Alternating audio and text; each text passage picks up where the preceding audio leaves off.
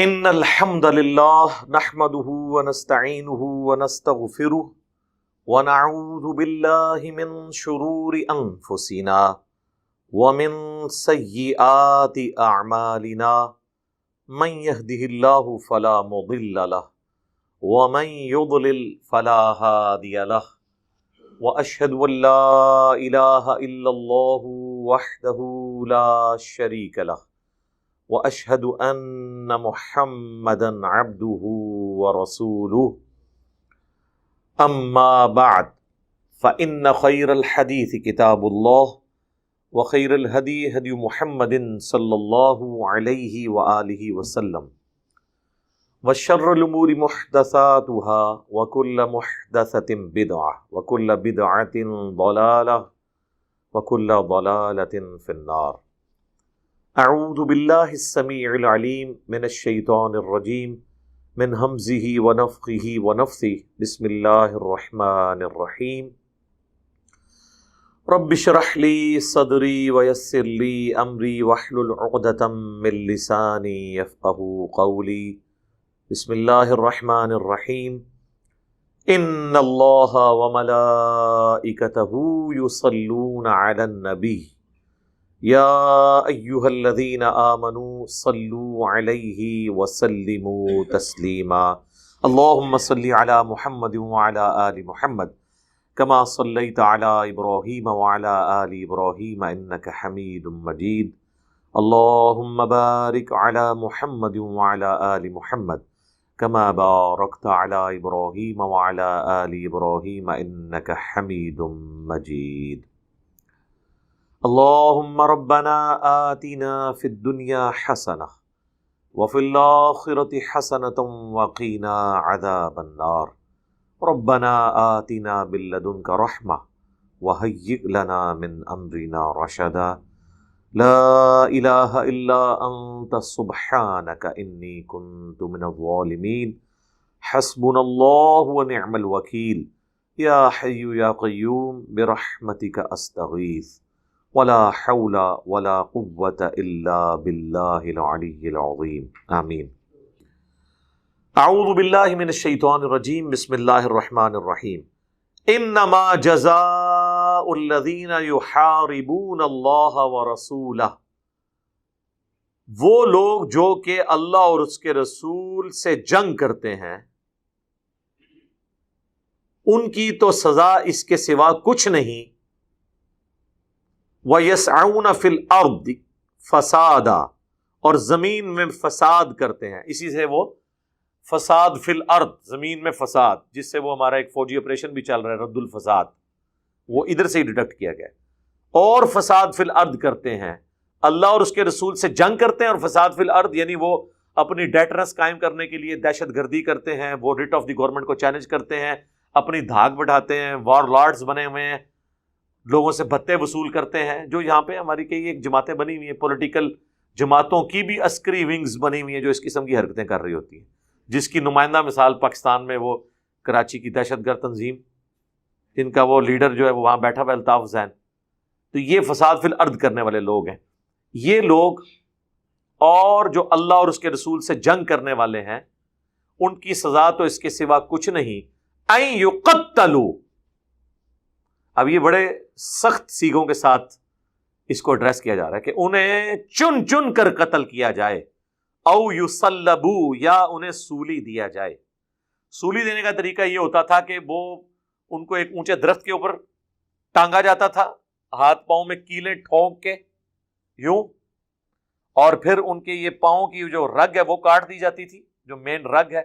اس سے پھر اتنا بلڈ نکلتا تھا کہ بلڈ پریشر لاس ہوا اور انسان کی ڈیتھ ہو جاتی تھی، اور وہ عبرت کے لیے لٹکے ہوئے ہوتے تھے. یوں سولی دیا جائے. او تقطع ایدیہم وارجلہم من خلاف، یا ان کے مخالف سمت کے ہاتھ پاؤں کٹوائے جائیں. یعنی دایاں ہاتھ کاٹا گیا ہے تو بایاں پاؤں کاٹا جائے، بایاں ہاتھ کاٹا گیا ہے تو دایاں پاؤں کاٹا جائے.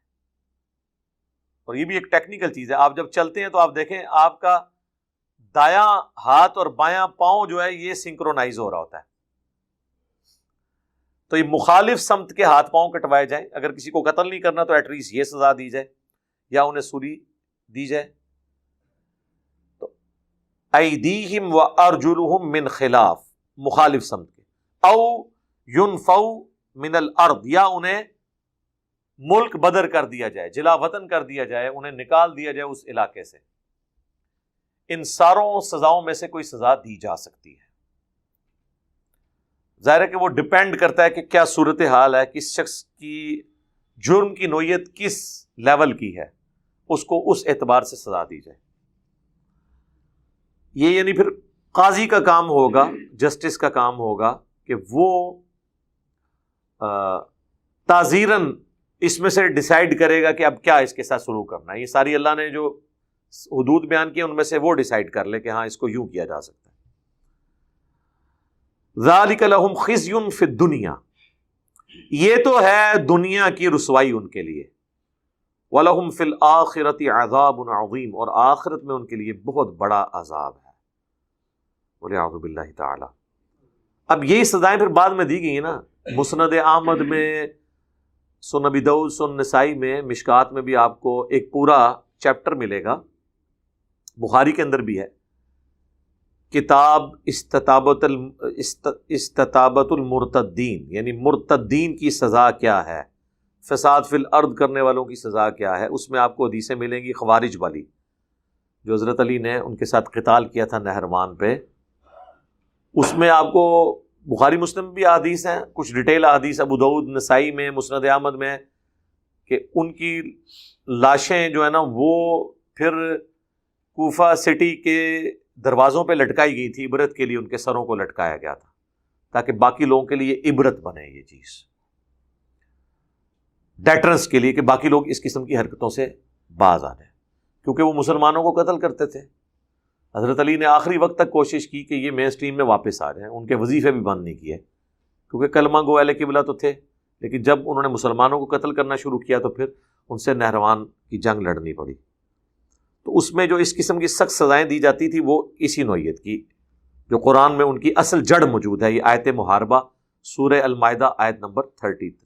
لیکن اس میں ایک ایکسیپشن دے دی ہے، الا الذین تابوا، ہاں اگر وہ توبہ کر لیں، من قبل ان تقدروا علیہم، اس سے پہلے کہ تم انہیں قابو میں کر لو، پھر تو ان کی توبہ قبول ہے. پکڑے جانے سے پہلے ان کی توبہ قبول ہے، کیونکہ پھر تو انہوں نے واقعی سے ہی توبہ کی. جب پکڑے گئے تو پھر تو آپ کو پتہ ہے کہ اس وقت تو سارے لوگ کہتے ہیں نہیں منو معاف کر دو، تو ان کی معافی اس وقت ایکسیپٹ نہیں کی جائے گی. فَاعْلَمُوا، خوب جان لو، ان اللہ غفور رحیم، کہ اللہ تعالیٰ یقیناً بہت بخشنے والا مہربان ہے. لیکن یہ اس صورت میں ہے جب آپ پکڑے جانے سے پہلے توبہ کریں گے. پکڑے گئے پھر سزا ایگزیکیوٹ ہوگی. اسلامی سزائیں جتنی ہیں نا، ان میں اگر جوڈیشری میں کیس پروف ہونے سے پہلے آپ توبہ کر لیں تو آپ کی توبہ قبول ہے. آگے چل کے چور کی سزا بھی آئے گی آیت نمبر 38 کے اندر. وہ چور کی سزا بھی اس چور کے لیے ہے جو یعنی پکڑا گیا ہے، عدالت میں کیس ثابت ہو گیا. اگر کوئی چور عدالت میں جا کے یہ کہتا ہے کہ جی ٹھیک ہے جی میں چوری کا مال واپس کر دیتا ہوں اور تاوان کے طور پہ اس سے اور رقم بھی مالک کو واپس کرتا ہوں، بے شک کر دے، لیکن ہاتھ کٹیں گے. کیونکہ جب پبلک میں کوئی گناہ رپورٹ ہوتا ہے نا اور پھر سزا ایگزیکیوٹ نہیں ہوتی تو پھر ڈیٹرنس نہیں ہوتی. اسی لیے اسلامی سزائیں اتنی سخت ہیں تاکہ چند ایک کو سزا ملے اور اس کی دہشت ایسی ڈیٹرنس پڑے کہ لوگ بچ جائیں. آپ ذرا U A E, United Arab Emirates, وہاں کو چوری کر کے بتائے، دبئی میں کو چوری کر کے بتائے، لوگ دکانیں کھول کے چھوڑ کے چلے جاتے ہیں. کہاں چور بچ کے جائے گا؟ جب یہ یقین ہو نا کسی کو چور کو میں نے پکڑا جانا ہے، وہ کبھی چوری نہیں کرتا. ہر علاقے میں اگر ایک ایک قاتل اور گنڈا لٹکا دیا جائے جینونلی، ویسے نہیں تبرک کے طور پہ، جس پہ واقعی ثابت ہو. آپ دیکھیں آج کے زمانے میں تو ڈیٹرنس زیادہ ہوگی، اس کی ویڈیوز جو ہے نا وہ جب لوگوں کے موبائلوں میں جائیں گی نا، وہ خود بخود باز آ جائیں گے کہ یار یہ تو سزا ملتی ہے.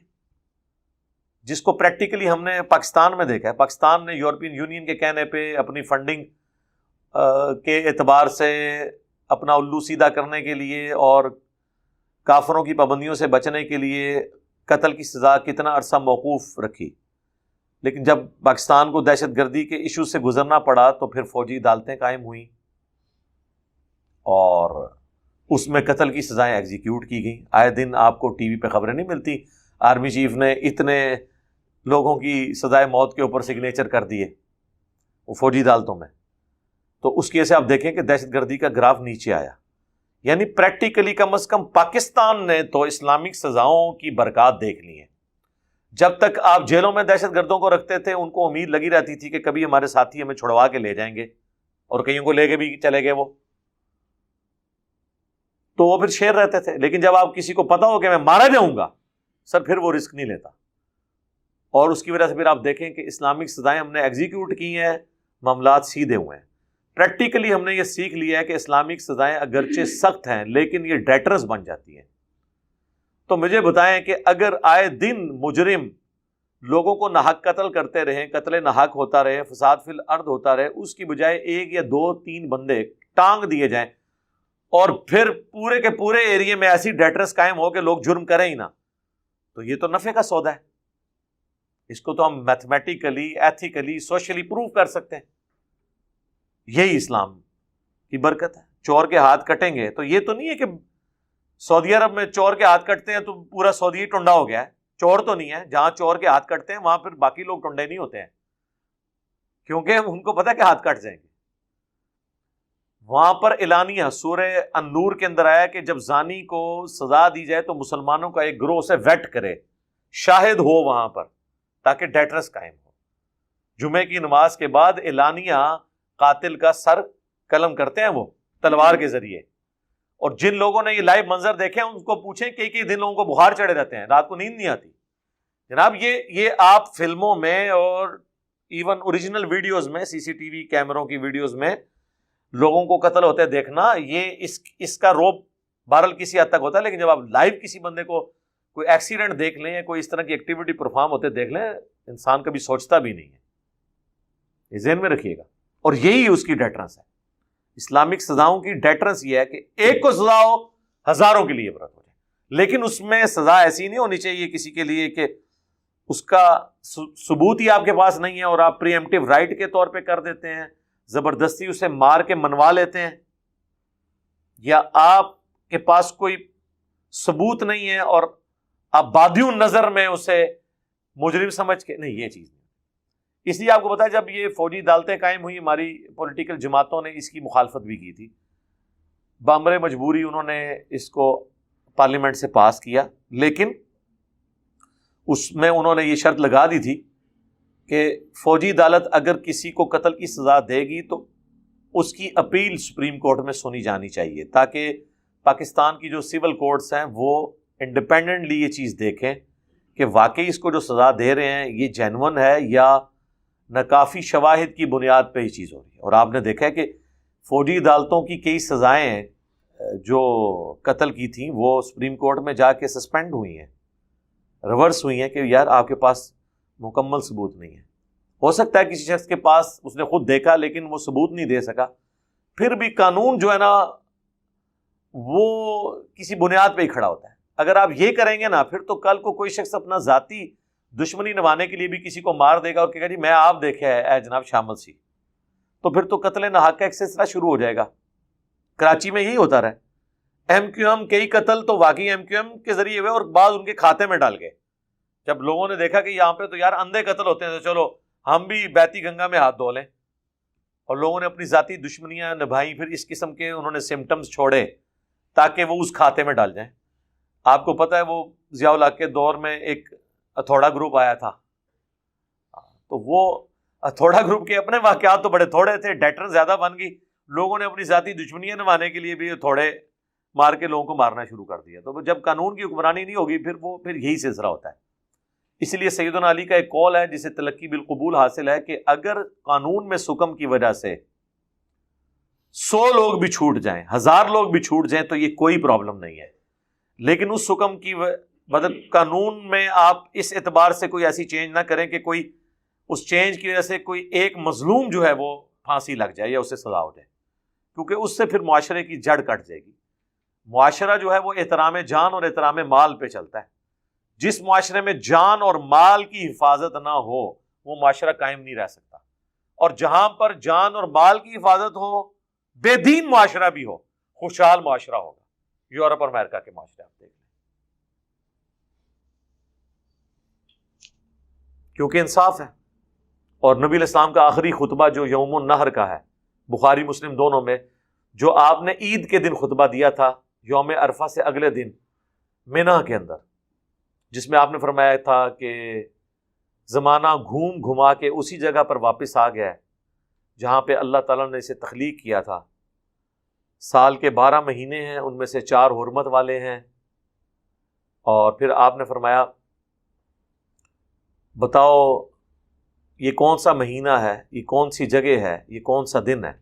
ہر ایک سوال کے جواب میں صحابہ نے کہا کہ اللہ اور اس کا رسول بہتر جانتے ہیں، کیونکہ صحابہ کہتے ہیں ہمیں پتہ تو تھا لیکن ہم نے گمان کیا شاید اللہ کے نبی علیہ السلام ان چیزوں کے نام چینج کر دیں گے، تو اس لیے ہم کہتے تھے اللہ اور اس کا رسول بہتر جانتے ہیں۔ تو آپ نے فرمایا کیا یہ شہر مکہ نہیں ہے؟ صاحب نے کہا بلا یا رسول اللہ۔ کیا یہ حرمت والا مہینہ ذوالحجہ کا نہیں ہے؟ کہا بلا یا رسول اللہ۔ کیا یہ قربانی کا دن یوم النحر مینا کے اندر 10 ذوالحجہ یہ اللہ کے نزدیک حرمت والا دن نہیں ہے؟ سب نے کہا بلا یا رسول اللہ۔ تو آپ نے فرمایا جس طرح یہ شہر مکہ، یہ مہینہ اور یہ دن اللہ کے نزدیک حرمت والے ہیں، اسی طریقے سے تمہاری جان، مال، عزت، آبرو ایک مومن کی دوسرے پہ حرام ہے۔ مکے کی بے حرمتی کو تو لوگ گناہ سمجھتے ہیں، لیکن اپنے پڑوسی کے ساتھ زیادتی کرنے کو گناہ نہیں سمجھتے، اسے دھوکہ دینے کو گناہ نہیں سمجھتے۔ تو نبی علیہ السلام نے اس کو کمپیئر کروایا کہ اللہ یہ فرق نہیں کرتا یہ مکے کی توہین ہو رہی ہے یا کسی مومن کے ساتھ زیادتی ہو رہی ہے، اللہ کے نزدیک دونوں جرم ہے، حقوق اللہ ہو، حقوق العباد۔ باقی حدیثوں میں تو اللہ نے اپنے نبی کی مبارک زبان سے حقوق العباد کو حقوق اللہ سے بھی بڑھا دیا، جیسا کہ جامعہ ترمذی میں حدیث موجود ہے، سنن ابن ماجہ میں موقوفاً اس کی سند ٹھیک ہے۔ عبداللہ بن عمر بن عاص کہتے ہیں کہ کعبہ تیری خوشبو بڑی اچھی ہے لیکن ایک مومن کی حرمت اللہ کے نزدیک تجھ سے بھی زیادہ ہے، کعبے سے بھی زیادہ ہے، اندازہ کریں۔ تو یہ ایک بڑی ورتھ ہے اس چیز کی، لیکن ان چیزوں کو اگر خیال کیا جائے تو پھر انسان کو آتا ہے، ادروائز تو آپ جو مرضی کرتے رہیں۔ تو قانون کو ضرور فالو کرنا چاہیے، جوڈیشری کی حکمرانی نہیں ہوگی تو پھر آپ کسی معاشرے سے کوئی خیر کی توقع نہ کریں۔ سیدنا علی کا ایک اور قول بڑا مشہور ہے کہ معاشرہ دین کے بغیر چل سکتا ہے لیکن انصاف کے بغیر نہیں چل سکتا۔ یہ آپ کو جب جوڈیشری کی وہ تعلیم دی جاتی ہے نا، وکیل حضرات جو پڑھتے ہیں، حضرت علی کا یہ قول اس میں پڑھایا جاتا ہے، یہ پریکٹیکلی، لیکن یہ بات حقیقت ہے کہ انصاف کا نظام قائم کرنا یہ بڑا مشکل ہے۔ اپنے بھی ناراض ہو جاتے ہیں اور مخالفین تو پہلے ہی ناراض ہوتے ہیں، کیونکہ پھر جب کسی کا لحاظ نہ کیا جائے تو پھر لوگوں کو تو یہ بات کڑوی لگتی ہے۔ اسی لیے سیدنا علی کو جب خلیفہ چننے لگے، لوگ کہتے ہیں جی وہ جو حضرت عثمان کے مخالفین تھے انہوں نے حضرت علی کو خلیفہ چنا ہے، جی وہ بھی اس میں شامل تھے، اس لیے کہ ان کو جو اعتراضات تھے خلیفہ وقت کے اوپر وہ یہ سمجھتے تھے کہ حضرت علی ایک سوٹیبل پرسنالٹی ہیں جن پہ ہمارا اعتماد ہے۔ ایون حضرت عثمان جب تک زندہ تھے اس وقت تک بھی حضرت علی ہی ان کے درمیان مصالحت کا کردار ادا کر رہے تھے۔ باقی جو حضرت عثمان کے ساتھی یا باقی صاحب وہ تو حضرت علی کے ساتھ تھے ہی، مخالفین بھی کہتے تھے ہمیں آپ پہ اعتبار ہے، آپ ہمارا مقدمہ ان کے سامنے پیش کریں۔ حضرت عثمان کے ہی معاملات میں ڈیسیژن کو ریورس بھی کرتے تھے۔ بالخیر ایک علیحدہ سے ٹاپک ہے، لیکن میں آپ کو بتا رہا ہوں حضرت علی کو جب خلیفہ چننے لگے انہوں نے کہا بھائی اب تو کام خراب ہو چکا ہے، مجھے پتہ ہے یہ عثمان کا قتل بھی تم میرے اوپر ڈالو گے، اور وہی ہوا، کیونکہ ظاہر ہے لوگوں نے کہنا کہ بینیفیشری یہ بندہ ہے، خلیفہ اس کے بعد یہ بن گیا، تو یہ تو ایک نیچرل الزام تھا جو کسی پہ لگ سکتا۔ تو حضرت علی نے کہا بھائی میں نہیں اس طرح قبول کروں گا، لیکن جب حضرت عثمان کے اپنے ساتھیوں نے اور مخالفین نے سب نے کہا کہ آپ کے علاوہ کوئی سوٹیبل نہیں ہے بندہ، پھر 6 رکنی کمیٹی میں 2 ہی بندے تھے حضرت عثمان کے بعد، تو اب آپ بچے ہیں جن میں فائنل ٹائی پڑی تھی، تو حضرت علی نے اس وقت کہا تھا کہ میں اگر حکومت سنبھالوں گا تو انصاف ہوگا، ورنہ میں گوشہ نشینی اختیار کروں گا۔ اس وقت تو لوگوں نے کہا ٹھیک ہے جی جناب ہمیں انصاف ہی چاہیے، آپ آئیں حکومت سنبھالیں، لیکن بھی انصاف ہضم نہیں ہوا۔ پہلا ایگزیکٹو آرڈر ہی اتنا موٹا سی کہ حضرت عثمان کے سارے گورنر معزول. اب آپ اندازہ کریں ایک سلطنت جو 3 جگہوں 3 بر اعظموں تک پھیلی ہوئی ہے، نیا خلیفہ آتے ہی ساروں کو فارغ کرتے. یہاں تو ایک وزیر سے استعفیٰ لینا مشکل ہے. اور اس زمانے میں جب قبائلی سسٹم ہے، وار لارڈز موجود ہیں، قبائلی تعصب بھی ہیں، لیکن سر سما اوتاد کا یہ سسٹم تھا، وہ خلیفۃ الرسول اسے مانا جاتا تھا، گویا کہ نبی علیہ السلام کا حکم ہے اور وہ اس کی پیروی کی جاتی تھی. سب لوگ مستعفی ہو گئے، نئے گورنر لگائے گئے، رشیا سے لے کے تو مصر تک، آذربائیجان، خراسان، عراق، شام، سب چینج کیے. صرف ایک گورنر ہے جس نے اڑی کی، گورنر شام، امیر شام نے، اور اس کی وجہ سے پھر جنگ صفین حضرت علی کو لڑنی پڑی. تو ریٹ آف دی گورنمنٹ کو جب چیلنج کیا جاتا ہے پھر اس قسم کے ڈیسیژن لینے پڑتے ہیں. لیکن اس میں یہ ہے کہ اگر کوئی قابو آنے سے پہلے توبہ کر لے. ایک چور نے مال چوری کیا، پکڑا جانے سے پہلے اسے احساس ہوا، وہ جا کے مالک سے کہ بھائی میں تم سے معافی مانگتا ہوں، یہ مال اپنے پاس رکھو. اس کے ہاتھ پیر نہیں کٹیں گے.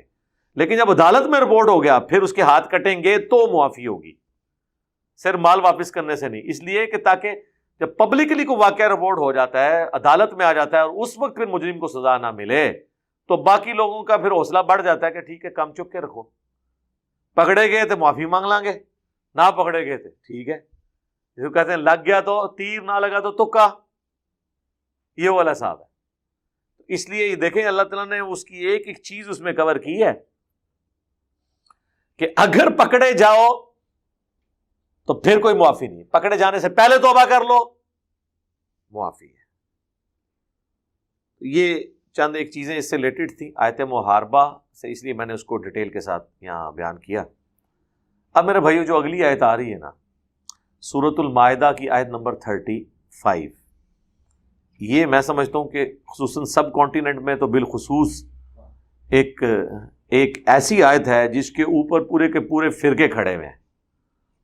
اور وہ کہتے ہیں جی قرآن میں اللہ تعالیٰ نے واضح حکم دے دیا ہے کہ وسیلہ تلاش کرنا ہے. تو جب قرآن وسیلے کا حکم دے رہا ہے تو پھر قرآن بتا بھی رہا ہوگا کہ وسیلہ کسے کہا جاتا ہے. یہ تو نہیں ہے کہ قرآن کے کہ وسیلہ اختیار کرو اور اس کی تشریح جو ہے بابے کریں گے، وہ بھی تو اللہ تعالیٰ نے خود بتایا ہوگا قرآن میں. تو اس کے لیے یہ آیت نمبر 35 کوٹ کرتے ہیں، یا ایھا الذین آمنوا اتقوا اللہ، اے اہل ایمان اللہ کا تقوی اختیار کرو، وابتغوا الیہ الوسیلہ، اور اس کی طرف وسیلہ تلاش کرو. یعنی آپ نے تقوی اختیار کرنا ہے اور اس کی طرف وسیلہ اختیار کرنا ہے. وجاہدوا فی سبیلہ لعلکم تفلحون، اور جہاد کرو اس کے راستے میں تاکہ تم فلاح پا جاؤ.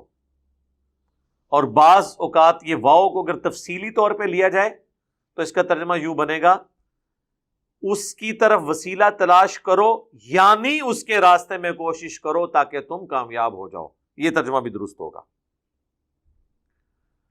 واؤ ہمیشہ اور کے معنوں میں نہیں آتا، واؤ بعض اوقات تفصیل کے معنوں میں بھی آتا ہے جو پچھلی بات ہے. تو دونوں معنی اس کے درست ہیں. اب جہاد سے مراد فوراً ہمارے لوگ سمجھتے ہیں شاید تلوار اٹھا کے یا بندوق اٹھا کے جنگ کی جائے، وہ قتال ہوتا ہے جو جہاد کا ایک جز ہے. جہاد جنرل ٹرمنالوجی ہے، اس کا ایک حصہ قتال ہے. جہاد تو زبان سے بھی ہو سکتا ہے. صحیح مسلم میں حدیث ہے، برائی دیکھو ہو سکے تو اپنے ہاتھوں سے روکو، ہاتھ سے نہیں روک سکتے تو زبان سے، زبان سے نہیں تو کم از کم دل میں برا جانو. لیکن ذالک اضعف الایمان، یہ سب سے کمزور درجہ ہے ایمان کا، دل میں برا جاننا. یعنی اللہ کی بھی خواہش ہے کم از کم زبان سے برائی کو برائی کہا جائے. اس لیے یہ ایک کریٹیکل ایشو ہے. امر بالمعروف کا جو دوسرا ساتھ اس کا بھائی ہے، نہیں عن المنکر، جو مشکل کام ہے. یہ وہی چیز ہے. جہاد وہ جہاد ہے، زبان سے ہو، ہاتھ سے ہو. ہاں کبھی ایسا موقع ہے کہ جہاد بالسیف ہو، انسان اپنی جان اللہ کے لیے پیش کرنے کے لیے تیار ہو جائے. قتال وہ تو اسلام کا سمم بونم ہے، جو ایمینوئل کانٹ کی فلسفی میں ہائیسٹ گڈ اسلام کا یہ ہے قتال، کہ انسان اپنی جان اللہ کے حضور پیش کرنے کے لیے تیار ہو جائے. اسی لیے جو اللہ کی راہ میں مارا جاتا ہے اسے شہید کہا جاتا ہے کہ یہ بندہ اپنے دین پر اتنا محکم ہے کہ اس نے اپنی جان دے کر گواہی دے دی کہ یہ اپنے دین کو سچا سمجھتا ہے۔ شہید کسے کہتے ہیں؟ گواہی دینے والا۔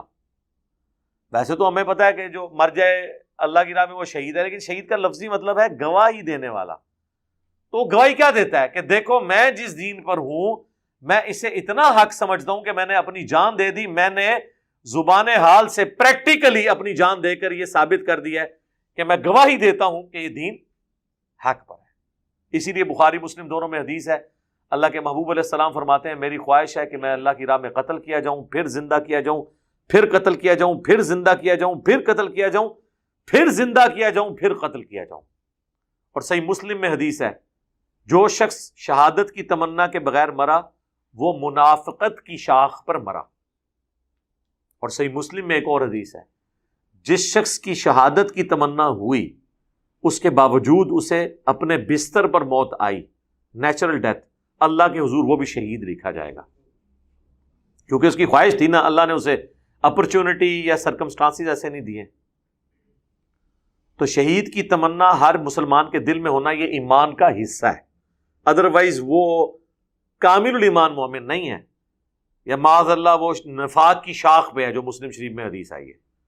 تو بڑا کریٹیکل ایشو ہے۔ اسی طریقے سے سورۃ الفرقان میں آیا فَلَا تُطِعِ الْكَافِرِينَ، اے نبی کافروں کی پیروی آپ نے نہیں کرنی، ان کی باتوں کا برا نہیں ماننا، ان کو آپ نے ویل لیفٹ کرنا ہے۔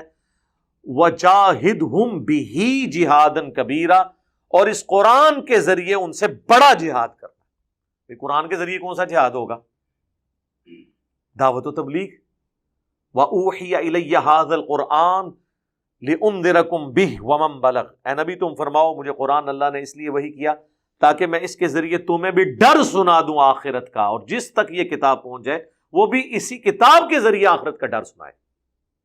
تو یہ ہے جہاد، دعوت و تبلیغ کا کام فضائل اعمال یا فضائل سنت کے ذریعے نہیں، اللہ کی کتاب قرآن کے ذریعے، جو نبی علیہ السلام کا خلیفہ ہے دنیا پہ، مسلمانوں کی ٹیکسٹ بک ہے، انسٹرومنٹ آف دعویٰ ہے، وصی رسول ہے، حجۃ الوداع پر نبی علیہ السلام کی نصیحت ہے، غدیر خم پر اہل البیت کے ساتھ جس کا ذکر کیا گیا کہ یہ ہدایت کا نور ہے، اللہ کی رسی ہے، جو اسے پکڑے گا وہ ہدایت پہ ہوگا، جو چھوڑ دے گا گمراہ ہو جائے گا، جو صحیح مسلم میں آیا۔ اور قرآن میں آیا وَاعْتَصِمُوا بِحَبْلِ اللَّهِ جَمِيعًا وَلَا تَفَرَّقُوا، اللہ کی رسی قرآن کو مضبوطی سے تھام لو اور فرقوں میں مت بٹو۔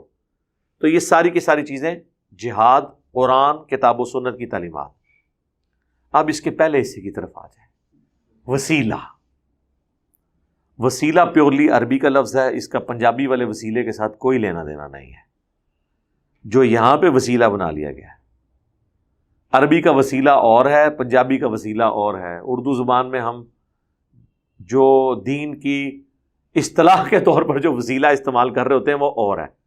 یہاں کا وسیلہ کیا ہے؟ انڈیا، پاکستان، بنگلہ دیش کا، یا یہاں پہ جو فرقے ہیں بریلوی دیوبندی جو ڈومیننٹ آپ کو جو نظر آتے ہیں، ان کا وسیلہ یہ ہے کہ یہ سمجھتے ہیں کہ اللہ تعالیٰ تک ڈائریکٹ نہیں پہنچا جا سکتا تو بزرگوں کو بیچ میں ڈال دیا جائے۔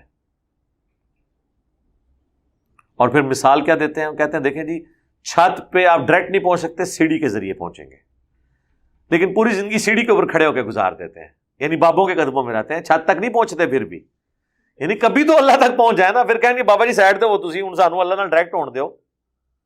اور پیر نصیر الدین نصیر صاحب نے کتاب لکھی نا پیری مریدی کی شرعی حیثیت، اور ایک اور کتاب الجواہر التوحیدیہ فی التعلیمات الغوثیہ، شیخ عبد القادر جیلانی کی کتاب ہے فتوح الغیب، توحید کے اوپر بڑی کلاس کی کتاب ہے، اتنی زبردست کہ امام ابن تیمیہ نے اس کتاب کی شرح لکھی ہے۔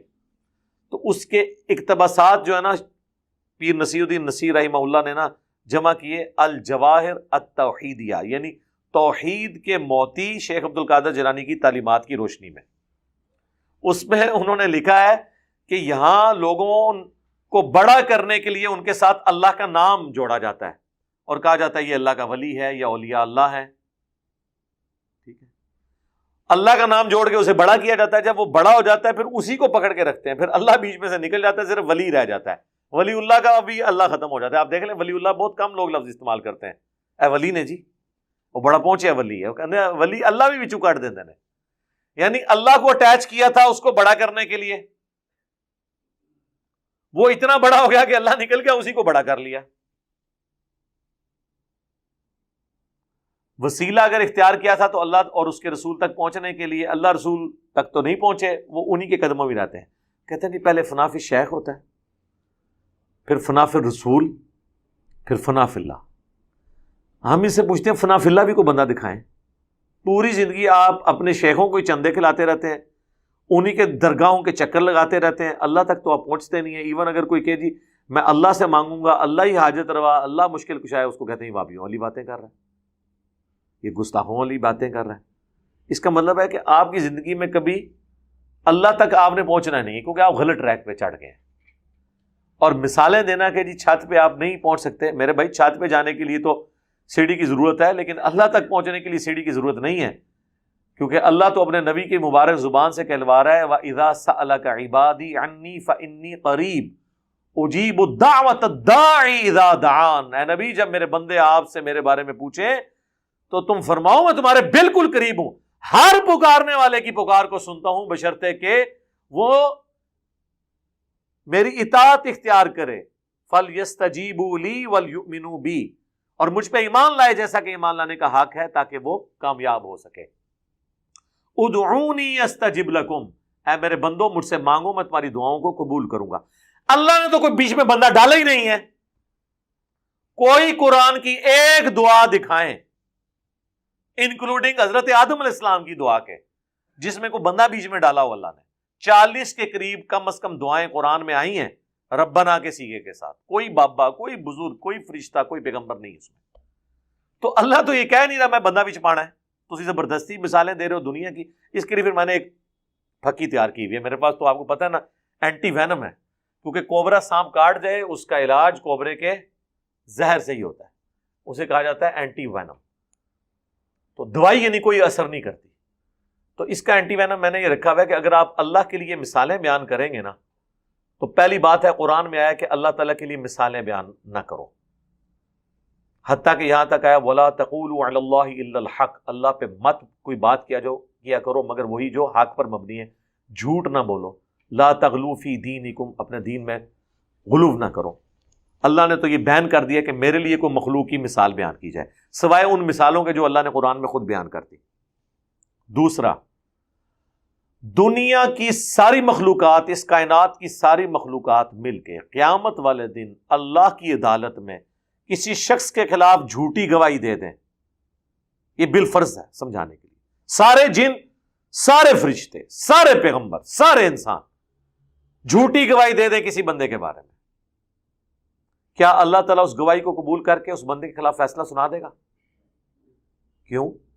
دنیا میں تو ایسے ہی ہوتا ہے کہ اگر لوگ کسی شخص کے خلاف جھوٹی گواہی بھی دے دیں, اور ظاہر ہے کہ کوئی ایکسٹرا کوئی ثبوت نہ ہو اس کو اپنی بے گناہی ثابت کرنے کے لیے, تو دنیا میں اس کی سزا ایگزیکیوٹ ہو جاتی ہے. تو آخرت میں بھی ہو جانی چاہیے, کیونکہ آپ تو دنیا کی مثالیں دیتے ہیں نا. تو دنیا کا اگر قاضی, کیونکہ قاضی کے پاس تو علم الغیب نہیں ہے, وہ جو سامنے گواہی ہے اس کی بنیاد پہ فیصلہ کر دیتا ہے, تو اللہ کو بھی چاہیے کہ وہ بھی فیصلہ کر لے. اللہ فیصلہ نہیں کرتا. اس کا مطلب ہے اللہ کے لیے دنیا کے جسٹس کی مثال بھی نہیں دی جا سکتی, تو دنیا کی چھت اور سیڑھی کی مثال بھی اللہ کے لیے نہیں دی جا سکتی, کیونکہ اللہ تو بیچ میں ڈال ہی نہیں رہا کسی کو. وہ تو انسانیت کا میگنا کارٹا جسے کہا کرتے تھے ڈاکٹر اسرار صاحب, جو برٹن امپائر کے اندر حکمران سے رعایا ڈائریکٹ سوال پوچھ سکتی ہے, اس کے لیے جو رول بنایا گیا, وہ جو ایک پورا چارٹر تیار ہو, اسے میگنا کارٹا کہا جاتا ہے. تو ڈاکٹر اسرار صاحب فرماتے تھے انسانیت کا میگنا کارٹا سورۃ البقرہ کی آیت نمبر 186 ہے, وَإِذَا سَأَلَكَ عِبَادِي عَنِّي فَإِنِّي قَرِيبٌ. جس طرح وہاں گورے کہتے تھے نا, ہم حکمران کے دروازے کو کھٹکھٹا سکتے ہیں انصاف کے لیے جس وقت چاہیں, اور اللہ کا کہہ رہا ہے اے نبی جب میرے بندے آپ سے میرے بارے میں پوچھیں فرماؤ میں تمہارے بالکل قریب ہوں, ہر سننے والے کی پکار کو سنتا ہوں. اجیب الدعوۃ الداعی اذا دعان, جب وہ مجھے پکارے. اللہ نے تو کوئی بیچ میں چیز رکھی نہیں ہے. انہوں نے بیچ میں بندے ڈالے. البتہ یہ بات صحیح ہے کہ جو چیز اللہ نے اپنے لیے خود پسند کی ہے، مثلا اللہ نے اپنے لیے یہ چیز پسند کی کہ آپ نے میرے تک پہنچنے کے لیے پیغمبروں کی تعلیمات اور ان پر نازل ہوئی ہوئی کتابوں کو فالو کرنا ہے. اب جو شخص پیغمبروں اور کتابوں کو بیچ میں سے نکال کے ڈائریکٹ اللہ تک پہنچے گا، ہم اس کی توحید کو اور ایمان کو شیطانی توحید ہی کہیں گے، رحمانی نہیں ہوگی. کیونکہ انبیاء رول ماڈل ہوتے ہیں.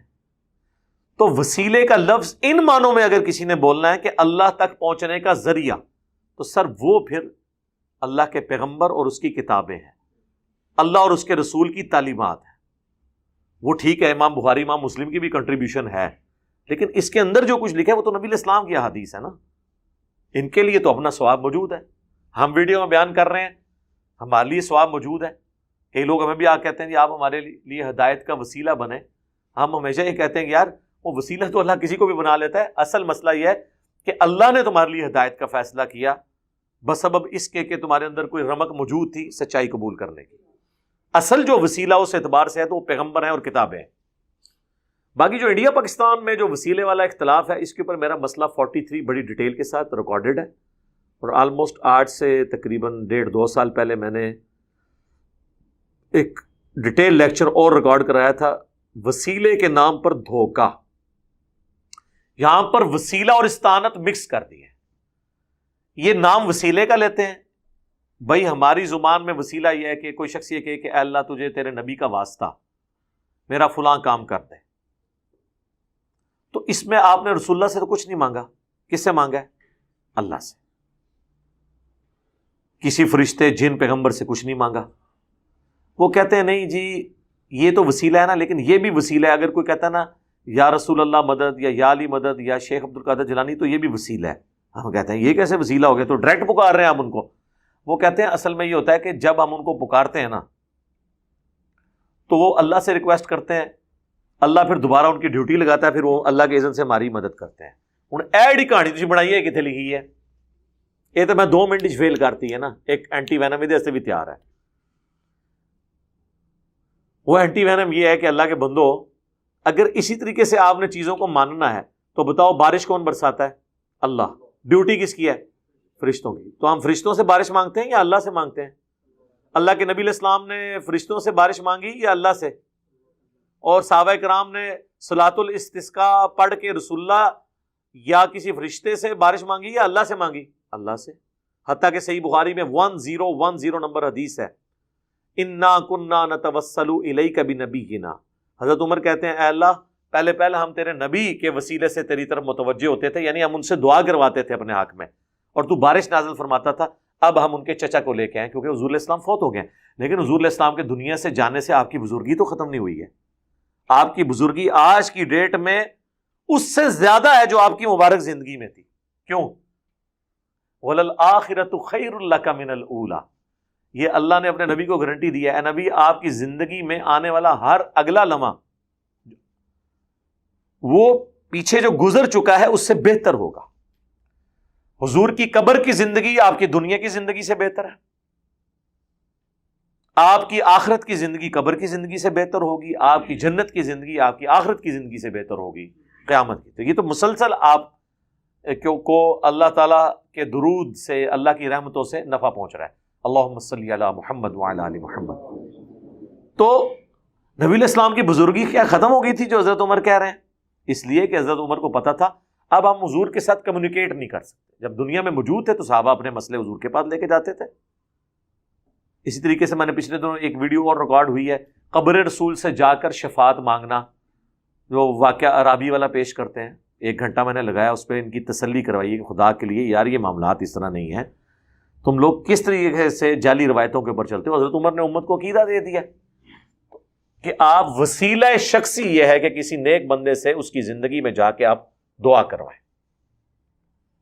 اس کی اصل تو قرآن میں موجود ہے. قرآن میں کئی جگہ حضور کو کہا گیا اپنے صحابہ کے لیے دعا کریں.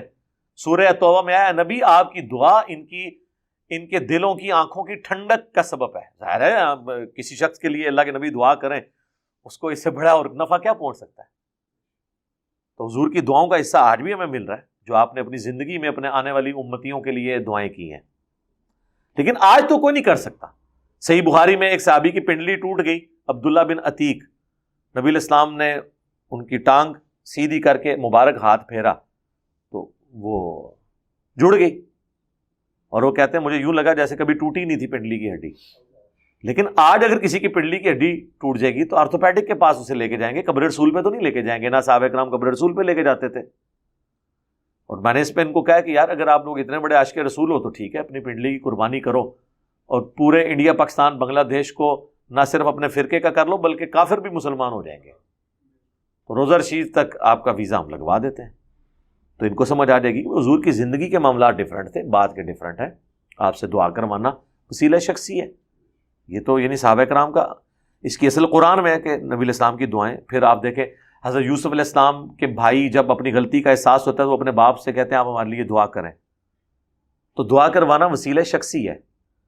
یہ وہ وسیلہ ہے جو اصل وسیلہ ہے۔ تو ٹوٹل 5 وسیلے ہیں، ان میں سے پہلا وسیلہ ہے کسی نیک بندے سے جو آپ کے سامنے موجود ہے جا کے دعا کروانا۔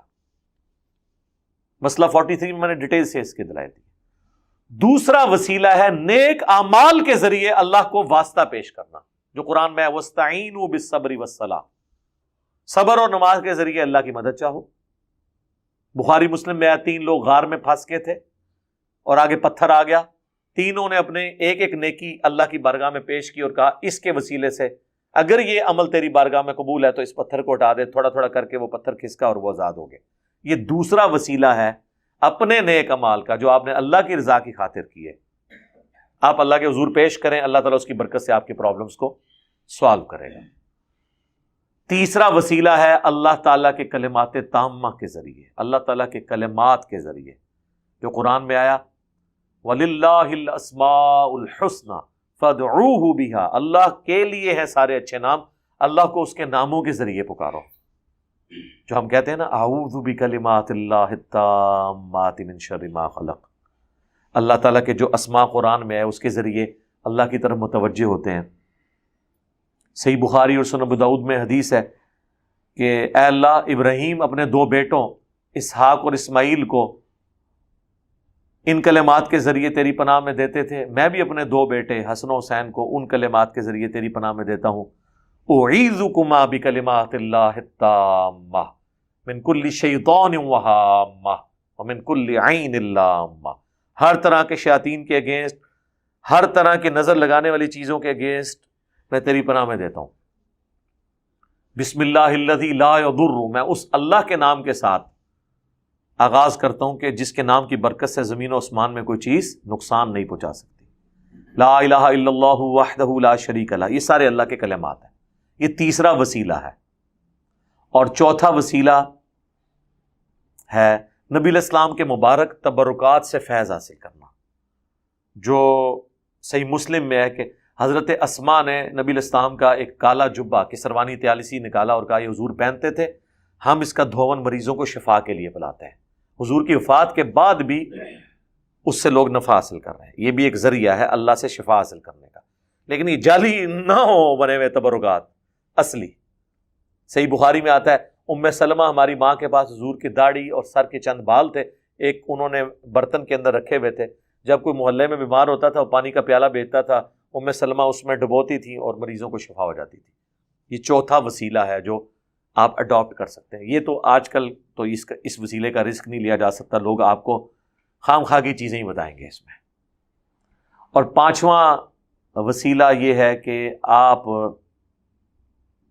اچھا یہ جو آپ کی مزارات کے اوپر دیکھیں نا، انہوں نے نبی علیہ السلام کی مبارک جوتیاں بھی رکھی ہوئی ہیں، پاؤں کے نشان لکڑی میں خود کسی سے کھدوا کے رکھے ہوئے ہیں، اور پھر لوگ اس کو کر رہے ہوتے ہیں اور حضور کے ان چیزوں سے وسیلہ حاصل کر رہے ہوتے ہیں، تو وہ نہیں۔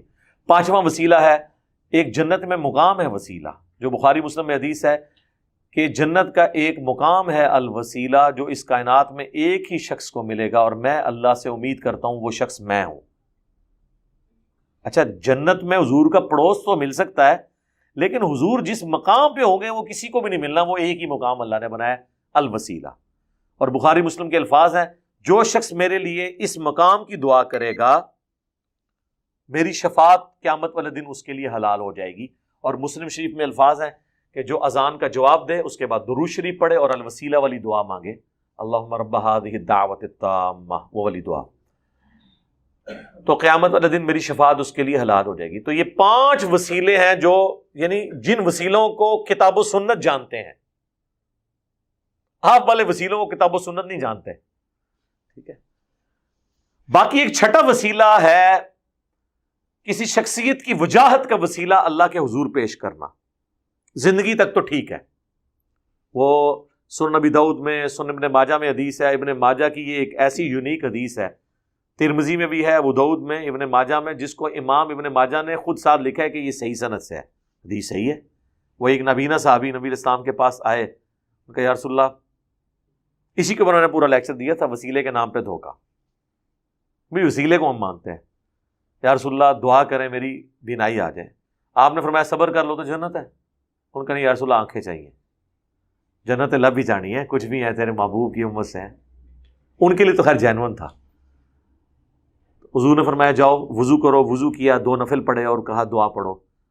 اس دعا میں الفاظ تھے، اے اللہ میں تیرے نبی کے وسیلے سے تیری طرف متوجہ ہوتا ہوں، اور اے اللہ کے نبی میں آپ کے وسیلے سے آپ کے رب کی طرف متوجہ ہوتا ہوں، اے اللہ میرے نبی کی دعا میرے حق میں، میرے نبی کی شفاعت میرے حق میں قبول فرما۔ ان کی بینائی واپس آ گئی۔ اچھا، اس میں تو مانگے ہی اللہ سے ہے، اے اللہ میں تیرے نبی کے وسیلے سے تیری طرف متوجہ ہوتا ہوں، اور یا رسول اللہ میں آپ کے ذریعے سے آپ کے رب کی طرف متوجہ ہوتا ہوں۔ یہ وسیلہ شخصی ہے جو حضور سامنے موجود تھے، جو حضرت عمر کا فرمان ہے 1010 نمبر حدیث صحیح بخاری، کہ جب تک تیرے نبی ہم میں موجود تھے، انا کننا نتوسل الیک بنبینا، ہم اپنے نبی سے دعائیں کرواتے تھے۔ یہ آخری الفاظ کھا جاتے ہیں جو وہ صحابی کہتا ہے کہ اے اللہ میرے نبی کی دعا میرے حق میں قبول کر۔ یہ پہلے پڑھتے ہیں، اے اللہ میں تیرے نبی کے وسیلے سے متوجہ ہوتا ہوں، یا رسول اللہ میں آپ کے وسیلے سے۔ آگے بھی پڑھو نا، آگے نہیں پڑھنا، کیونکہ آگے پھر ان کے عقیدے کی جڑ کٹ جاتی ہے۔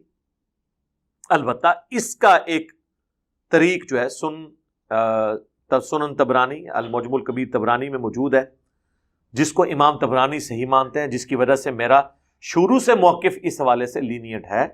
میرے خلاف بعض بریلویوں نے کلپ چڑھائے کہ یہ وسیلے کے معاملے میں پلٹی کھا گیا۔ نہیں سر، میرا آپ 2012 کا لیکچر وسیلے والا دیکھیں، آج 2021 چل رہا ہے ستمبر، میں نے اس وقت بھی نبی الاسلام کا وسیلہ اللہ کی بارگاہ میں پیش کرنے کو بدعت نہیں کہا تھا، میں نے کہا تھا اس سے بچنے میں عافیت ہے، اور جو پیش کرتے ہیں ہم کوئی فتویٰ نہیں لگاتے، کیونکہ امام تبرانی اس روایت کو صحیح سمجھتے ہیں۔ اس کا اگلا ورژن جو ابن ماجہ اور ترمذی والا ہے نا، کہ یہ اس حدیث کے راوی جو عثمان بن حنیف ہیں، حضرت عثمان غنی کے دور کے اندر ایک کوئی اس طریقے سے شخص تھا ضرورت مند، وہ حضرت عثمان کے پاس گیا، انہوں نے اس کی طرف توجہ نہیں کی، تو حضرت عثمان بن حنیف کے پاس آیا تو انہوں نے کہا کہ میں تجھے ایک دعا تعلیم کرتا ہوں، جو میرے سامنے کی یہ دعا ہے، وہ نابینا صحابی والی۔ تو وہ دعا اس نے کی تو اس کی وہ حاجت پوری ہو گئی حضرت عثمان کے دور میں، کہ یا رسول اللہ میں آپ کے وسیلے سے۔ تو وہ کہتے ہیں جی یہ والا پورشن جو ہے بتا رہا ہے کہ ہم آج بھی حضور کا وسیلہ پیش کر سکتے ہیں۔ سر کریں، ہمیں کوئی اعتراض نہیں، اس میں آپ یہی کہیں کہ یا رسول اللہ میں آپ کے وسیلے سے اللہ کی طرف متوجہ ہوتا ہوں، اے اللہ میں تیرے نبی کے وسیلے سے تیری طرف متوجہ ہوتا ہوں، میرے نبی کی دعا میرے حق میں قبول فرما۔ کریں، یا رسول اللہ مدد نہیں اس میں ثابت ہوگا، اغثنی یا رسول اللہ نہیں ثابت ہوگا، اگر آپ نے اس کا کچھ کرنا بھی ہے تو یہ توسل اور وسیلہ ہی ہوگا، استعانت اور استمداد نہیں ہوگا، اگر آپ نے اس کو لے کے بھی چلنا ہے۔ لیکن آپ یہاں تو رکے ہی نہیں، آپ تو بابوں بزرگوں تک پہنچ گئے ہیں، ان تک جو آپ کے چندوں کے محتاج تھے، آپ نے ان کے وسیلے ڈالنے شروع کر دیے ہیں، آپ نے تو ہر حد پھلانگ دی ہے، ٹھیک ہے۔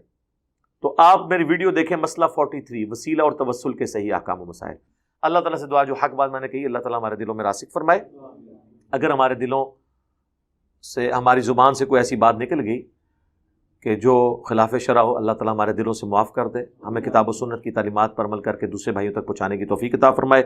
سبحانک اللہم و بحمدک، اشہد ان لا الہ الا انت، استغفرک و اتوب الیک، وما علینا الا البلاغ المبین۔